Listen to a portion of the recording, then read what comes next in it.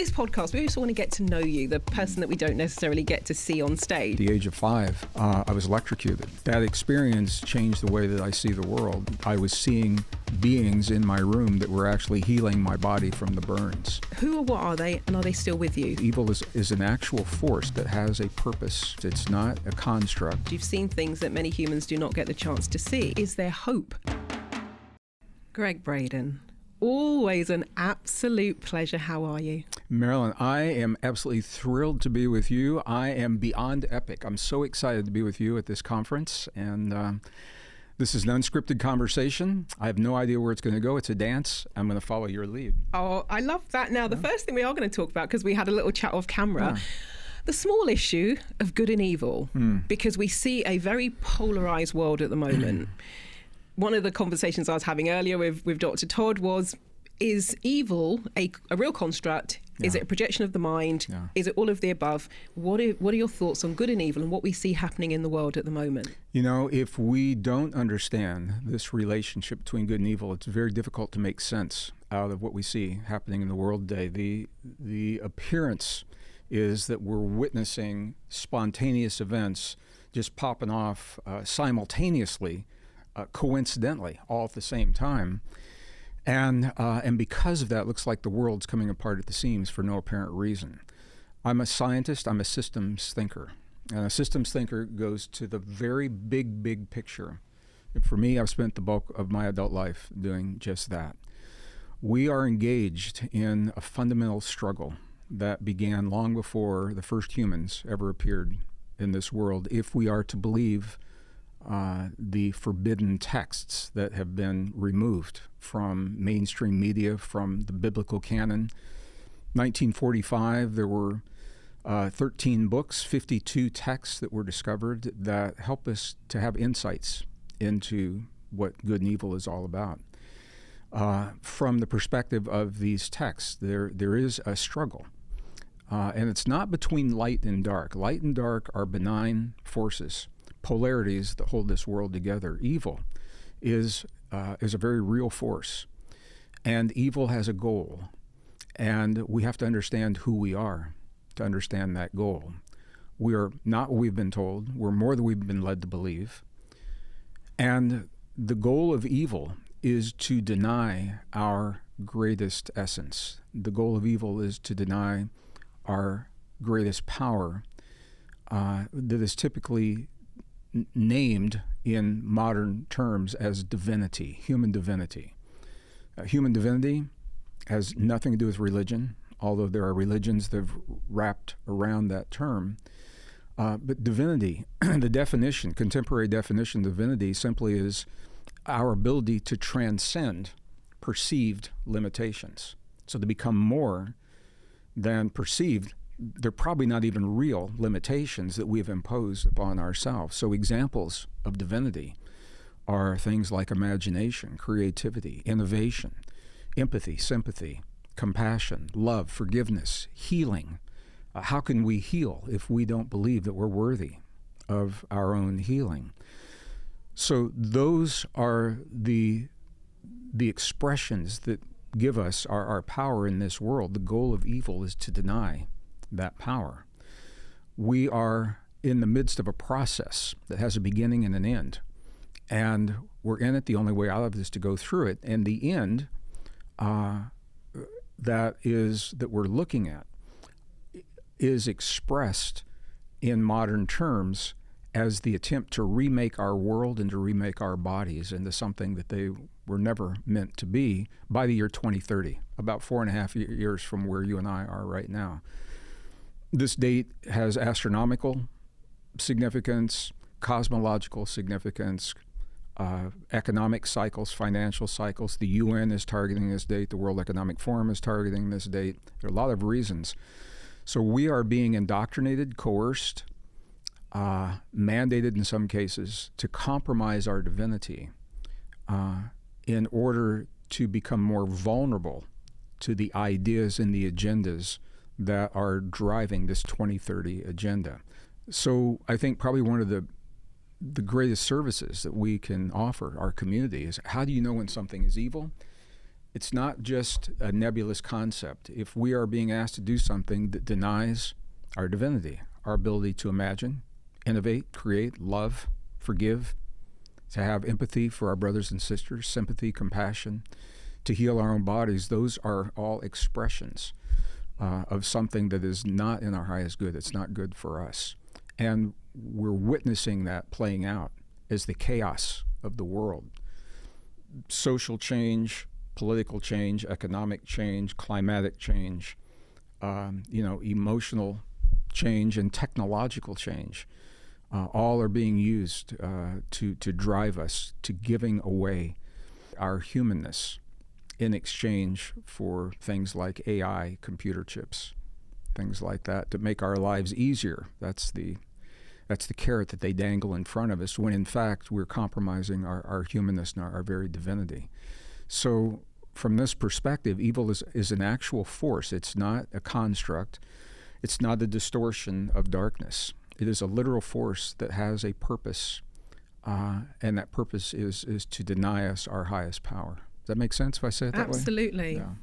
And from what I've witnessed over the, let's just say, past 5 years as we're sitting here in real time, how do I put this politely? I've noticed that many have not had, let's say, the backbone to stand up, to say no. So from where you were sitting with all, because you have visited some of the ancient traditions, you've seen things that many humans do not get the chance to see. Is there hope for the world? Is there hope for humanity? There's more than hope. We're in the process. The only way out of it is to go through it. We cannot stop what is happening right now. There is hope because we are awakening to this very conversation. And Marilyn, I'm going to be the first to admit it's not an easy conversation to have. It's a nuanced conversation. There's so much baggage and mystery around the concepts of evil, and you bring in religion, and you bring in, all the things that have happened throughout human history. The current direction to take our humanness from us is now appearing in terms of technology. The World Economic Forum announced at the end of their Davos meeting that they do every year, early in the year in February, they summarize the goals for the remainder of that year. And in a single sentence, the goal was very clear. It was stated that the goal is to merge our natural world with our digital world with our biological world. What that means is we're being encouraged to accept technology, not just into our lives, but into our bodies. And we're not being told the consequence of what that means, because when we replace our natural biology with synthetic technology, our natural abilities begin to atrophy. Let me just give a perfect example of this. When I was a kid, back in the 1950s and 1960s, I was told that when I was born, I had a fixed number of brain cells, and we all have heard that. And that every beer you drink, every glass of wine is going to steal some brain cells, And what we now know is that we continue to produce new brain cells until the last breath that we take. It's not a reason to drink like a fish, but we are producing from the hippocampus in the brain, we're producing new cells, but there's a catch, and that's why I'm sharing this with you. When we produce those new cells, if they're not engaged in a meaningful way within about 5 to 7 days, within about a week, they will atrophy and they will die, because this is the way the human body works. Use it or lose it. If we don't use our systems, the body believes they're not needed. So the body says, why would I send energy, ATP energy, into those cells if they're not needed? We'll let them go. Well, that principle applies to every system in the human body. It applies to the immune system. It applies to the reproductive system. It applies to our cognitive abilities. And as we accept technology, and we're being encouraged, indoctrinated, in some cases mandated to accept technology inside of our bodies, our natural biology responds by atrophying, and we lose those abilities in one generation. Next generation, it becomes a vestige of what we used to do. This is how you lose a species. And this is how we lose our power.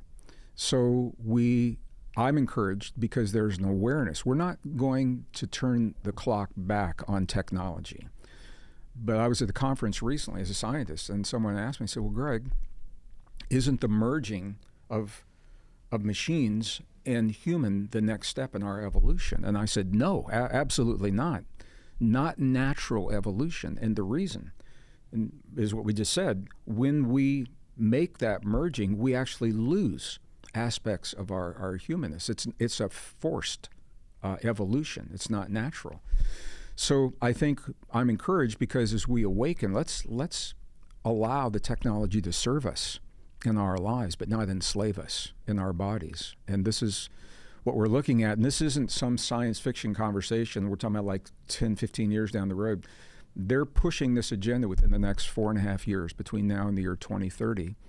And I know it's happening, and I'm still in awe of how slick the marketing is that makes it look really, really attractive, and especially to young people. Because what they say is your life will be so much easier, and you will be so much safer. All you have to do is blah, blah, blah, accept this into your body, but nobody's talking about the consequences. And that I'm passionate about this. That is, I think we are a species that's worth preserving. I love this world and the people of this world and our humanness. And our humanness is being denigrated in mainstream technology. We're being told that we are a flawed species and that we need something outside of ourselves to be the best version of ourselves and to compete in the world. And that something is being touted as technology. So this is up for us right now. At the bottom of all of this, it goes back to our first question. Does that technology empower our divinity, or does it steal our divinity from us? And the answer to that question helps us to navigate the very, very difficult decisions. Wonderful. And you said something quite interesting because... I did? I said something interesting? So many interesting things, but one that kind of piqued my curiosity, because this podcast, we just want to get to know you, the person that we don't necessarily get to see on stage. And you said, when you're young Gregg, 1950s, 1960s, if I met the 7-year-old Gregg Braden, did you know what you wanted to do, or was this an unfold? Because I know you've had several different careers as well. You've worked in business. You've worked with the Fortune 500. You are a geologist. So there have been many things. What did the 7-year-old Gregg Braden want to do? I don't talk about this a lot because I'm rarely asked about this. But at the age of 7, I was 2 years past an experience that changed the course of my life forever. At the age of 5, I was electrocuted, and severely. I mean, all the hair was burned off my face, all of my arms. I had intentionally taken a couple of wires and jammed them into an electrical outlet, and I'm not sure what I was consciously thinking at that time. But that experience changed the way that I see the world and what I see in the world. So at a very early age, I knew that I wanted to understand the world. At that time, it was through science. I wanted to be a scientist. And I understood that there are forces in the world that we can't always see, but are very present and play a very powerful role in our lives. I was blessed to have a mom. She didn't understand everything that I said to her, but she supported me in my passions. And I began that journey at the age of 5. So by the time I was 7, I understood history. I knew the names of all the kings in Egypt and all the dinosaurs and the planets in the solar system and the stars in our nearby galaxies, and some fundamental math to help me to better understand my relationship to the world around us. And I'm going to just clarify, when you put those wires into the socket, was this a science experiment or was it something else? I'll tell you exactly. It was on my birthday was 28th of June, and I was given a birthday gift. And at that time, they didn't have truly remote controls. Everything was connected by wires. So it was a little toy train with a long wire and an on-off switch. Took a pair of scissors and cut off the on-off switch and cut off the train. I had the wire, and I very methodically stripped the insulation off that wire, two wires, and I walked over and held on for dear life. And it's an interesting experience for anyone that's ever had an electrocution. You cannot let go until there's a parity between you and the circuit. Fortunately, I'm in the U.S., so we have 120 volts, 60 cycles. And what it literally did, Marilyn, and this isn't a metaphor, it shocked me into seeing a spectrum of reality that I had never seen with my waking eyes in everyday life. in broad daylight. I wasn't imagining or dreaming. I was seeing beings in my room that were actually healing my body from the burns, and that I'd never seen before. And once I knew they were there, I knew that I was never alone. And that influenced me tremendously, because nobody in my family ever talked about us not being alone. And it set me on a course to understand my relationship with worlds I can't see. Wow. So you were always deep and profound, even at the age of 4. That is amazing. It probably wasn't a lot of fun to be with.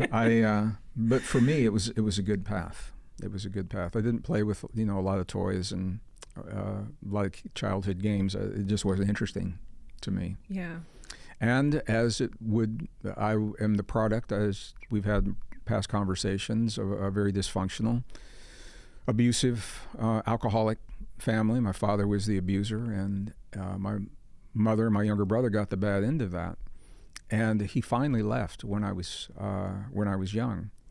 And you can't make this stuff up. My mom went back to work and had a family in the neighborhood begin to babysit for us. Well, this family in their basement had a library of rows and rows and rows of books on ancient history, and an entire row on Egyptian history. And during the summer, when I was out of school, I learned Egyptian hieroglyphics by going down into that basement and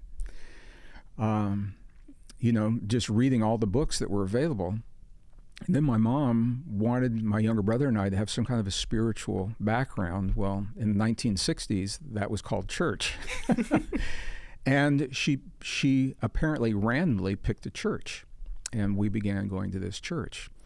2004, I had a book tour in my home city, and my younger brother picked me up at the airport, and I said, hey, let's go back to the old neighborhood, and let's go to that church that we went to when we were kids. Well, the name of the church I'd always seen. It was called the First Christian Church. I had never seen the rest of the name, and when I went back in 2004, it was the First Christian Church of the Essenes. So, consciously or not, my mom helped guide me into a way of thinking. The ancient Essenes are the scribes for the Dead Sea Scrolls, the oldest records of the Old Testament that were discovered in the mid-1940s. And it is a way of thinking and a perspective that is more encompassing and a little bit more global, and really helped me to understand and put me on a path where I could look into other texts and other scrolls, the Gnostic texts, the Coptic texts, and all of those things. But it all began with the Essene way of thinking. So that is awesome. Now, I don't believe in coincidence. I believe in synchronicity. Yeah. And you said seemingly randomly this church and these Sure. people just happen to babysit, and they just happen to have all these books. Do you believe in synchronicity? And I if do. so, do you think there was some sort of divine guidance there that was putting you on path? I think my mom, I lost my mom to COVID, so I speak about her in the past tense. So thank you for that. She was an amazing woman. And I'm just going to say this. My father didn't want me as a child.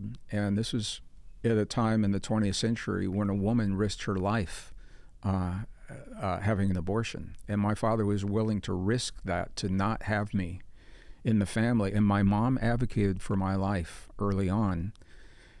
In her later years, as she went through late-stage dementia, I became her power of attorney, and I was given the gift and the blessing of advocating for my mom, and the beautiful, powerful woman in her apparent innocence, allowing guidance to navigate she and my brother and I through some very difficult times in this country and in our lives. So I believe it is synchronicity, but I also believe that she was open enough to allow some kind of divinity to help her, because she felt powerless raising 2 boys as a single mom. Wow. Well, thank you for sharing that. Yeah. It's quite emotional. I don't talk about it a lot, but you asked, so I did ask. You did. And with regards to that, because Yeah. there'll be people watching this who have been through difficult times, challenging scenarios, Sure. things that happened in their childhood, and you are a living and breathing testament to the fact that that doesn't have to define who you are. So if somebody were listening to this and they've had some of that in their background and they haven't yet been in a position where they can move beyond it and through it, what would you say, having been through several difficult, challenging things? What I know, first of all, every mother on the face of the earth always tells their children the secret that is the answer to your question, and that is that God never puts more on your plate than you can handle. That's the common way of saying it. There is a mathematic principle that shows that we can never have a challenge that we don't already have the tools to develop. Now, as a kid, I didn't know that. But from that electrocution experience, I developed a communication with the beings that were healing me. And those voices come up every once in a while. And I remember very clearly when I asked the question about how to navigate my life in a healthy way, because I had a lot of unhealthy models. And a voice just simply said to me, Gregg, you are never defined by your past unless you choose to be defined by your past. And what that said to me was, we come from a place, but we don't have to continue that. Now, I have a younger brother, 4 years younger, and he never got that message. And as much as I've shared it with him, it's hard for him to apply it to himself. So he believes he is defined by his past and all the limitations of a very unhealthy family, and he lives that to this day. So what I would say to people is that you have the opportunity to accept the fact that you're only defined by your circumstances if you choose to be defined by your circumstances. This is where divinity comes in. This is what separates us from all other forms of life. No other form of life has the ability to communicate. I'll just share with you, I didn't know we were going to talk about this. There's a peer-reviewed scientific journal. It's called Journal of Complementary and Alternative Medicine. And I'm looking up because I'm remembering, to the best of my ability, I'm going to paraphrase. There's compelling evidence to suggest that the human heart is coupled to a field of information that is not bound by the laws of time and space. That means our heart literally is a neural network in the heart that is not bound by the laws of physics. That frees us from the shackles and the bonds of this physical world, the way that we have been led to believe, into gnosis, into knowledge.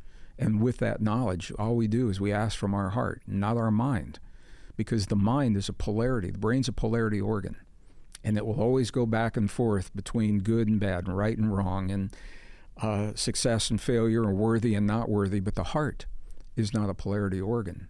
Part of my heritage is Southeastern Cherokee, and in the Cherokee language, in North American Cherokee, there's a word called Shanteishta, and it means the single eye of the heart. And interestingly, in the Lakota Sioux, different tribe, exactly the same word that means exactly the same thing, Shanteishta. So our ancestors are telling us that we have access to an organ in our bodies in a way is given to no other form of life that allows us to transcend our limitations. We have to ask. We have to ask for the insights and be open to the wisdom and the knowledge that is available to each of us. And from that, we are no longer confined and defined by the circumstances of our past, no matter how horrible, how frightful, how abusive they have been. We can free ourselves from that. Wonderful. And that's a beautiful thing. I hear you. Yeah. I absolutely agree. And you said something that I just want to very quickly touch on, because I don't know that I've heard you actually say this before. You talked about the beings, and you mentioned them a few times. Yeah. Who or what are they, and are they still with you? Do you still hear those? Are they still there as protectors, guides, etc.? So again, I don't talk about it a lot because it's not relevant from where I am on the stage, but if you ask. So it was broad daylight when I had that electrocution. In those days, doctors still came to the home. You didn't have to get in the car and go somewhere. And I couldn't speak after it happened, and my mom put me into a bed. My bed was in the corner of a room. So I had a wall on the right side and the wall behind me. And I was laying in bed, broad daylight, and from behind me, where there was only a wall, two hands came out and cradled my head in those hands to begin the healing, and another being was at my feet doing the same thing. And they were very tall. They had red robes. Couldn't see their faces because they were in hoods. They were all shadowed. And yes, once that kind of experience happens, it's a way of saying we're always with you. I am respectful in terms of when and how I make that communication. I am happy to do my own work, But when I need insights and guidance, I'm not reluctant to ask for those insights and guidance. Oh, that is absolutely fantastic. And is there anything, I know the time goes quickly, there's a lot that we could talk about, but is there anything that we maybe haven't touched on that you actually feel in this moment that you want to share with the people who are listening, you want to share with the people who are watching? I think it's important that we know that we're not what we've been told. We're not a flawed species that needs the technology outside of our bodies. As a matter of fact, what the science is showing is that much of the technology that we're being asked to replace our own biology with, we meet and even exceed the capacities of those technologies. And I'm talking about computer chips and AI, all of those things.